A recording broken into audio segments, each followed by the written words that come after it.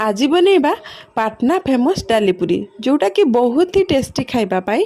तो आसतु देखा तापाई मु कौन कौन नौची तापाई ये बुट डाली को नवा ताकू 5 ରୁ 6 घंटा बतुरे दे सारा पर ताकू काढ़ी ग्राइंडिंग करवा। ग्राइंडिंग करला बेले आमे कौन कौन नवा से कंचा लंका लुण देकी ताकू भल भाव में पेस्ट करदबा। तो सेटा स्मूथ पेस्ट हेनी टिके खद खदड़िया रहिबो। तापरे ताकू गोटे जगार बाहर करदबा। बाहर कर सारा पर कड़ाई रे तेल नवा। तेल रे टिके कला जीरा आउ टिके पान मधुरी देकी ताकू अल्प भाजिला परे सेइथिरे आमे सेइ पेस्ट को पकेइदबा।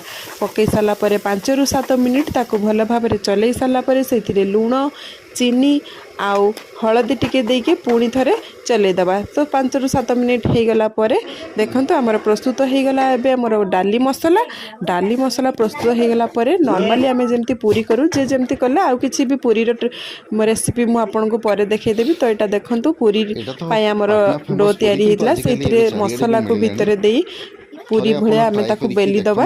बेली सारा पर तेल रे ताकू छाणी दबा भल भाव। तो छाणला बेले आमे मीडियम टू हाई फ्लेम रे ताकू छाणीबा।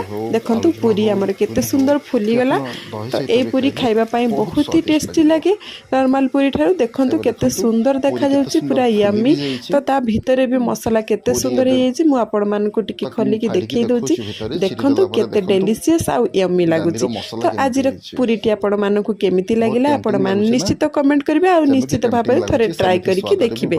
तो पुणी देखा आपण मान सहित गोटे नुआ डिश सहित रही। Thank you. जय जगन्नाथ। Love you all.